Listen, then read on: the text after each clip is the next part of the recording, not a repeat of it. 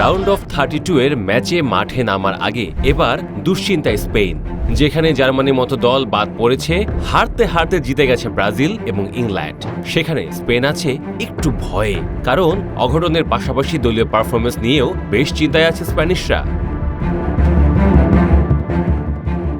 বিশ্বকাপ জয়ের স্বপ্ন নিয়ে মাঠে নেমেছিল স্পেন।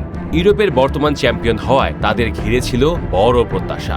অনেকেই মনে করেছিলেন এবারও শিরোপার অন্যতম দাবিদার হবে স্প্যানিশরা। কিন্তু নকআউট পর্ব শুরু হওয়ার আগেই বড় এক প্রশ্ন সামনে চলে এসেছে। স্পেন কি সত্যিই বিশ্বকাপের শুরুতেই থেমে যাবে? গ্রুপ পর্বের ম্যাচগুলোতে স্পেন বলের দখল ধরে রাখলেও সবচেয়ে বড় সমস্যায় পড়তে হয়েছে গোল করতে। কেপ ভার্দের বিপক্ষে অসংখ্য চেষ্টা করেও জালের দেখা পায়নি তারা। সে ম্যাচে গুরুত্বপূর্ণ পয়েন্ট হারানোর পর থেকেই শুরু হয় সমালোচনা। এরপর সৌদি আরবের বিপক্ষে 4 গোল করে দারুণভাবে ঘুরে দাঁড়ালেও সেই ধারাবাহিকতা ধরে রাখতে পারেনি দলটি।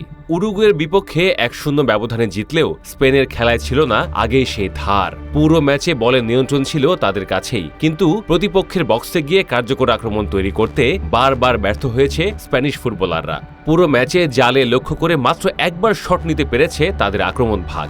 এমন পরিসংখ্যান যে কোনো বড় দলের জন্যই চিন্তার কারণ।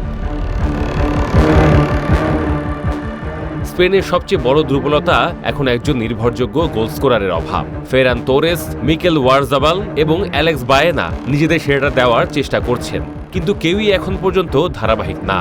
মাঝমাঠে দারুণ নিয়ন্ত্রণ থাকলেও শেষ মুহূর্তে গোল করার মতো একজন ফুটবলারের অভাব স্পষ্ট হয়ে উঠেছে দলের মাঝে। আর এই কারণেই পরিকল্পনা মাফিক খেলেও কাঙ্ক্ষিত ফল পাচ্ছে না স্পেন। এবার সামনে অপেক্ষা করছে অস্ট্রিয়ার বিপক্ষে কঠিন নকআউট লড়াই। এই ম্যাচে ভুলের কোনো সুযোগ নেই, কারণ একটি ভুলই শেষ করে দিতে পারে বিশ্বকাপ জয়ের স্বপ্ন। এখন পুরো ফুটবল বিশ্বে নজর এই ম্যাচের দিকে। স্পেন কি তাদের গোল খরার সমস্যা কাটিয়ে আবারও চ্যাম্পিয়নদের মতো ঘুরে দাঁড়াবে, নাকি নকআউটের প্রথম পরীক্ষাতেই শেষ হয়ে যাবে তাদের সোনালী স্বপ্ন?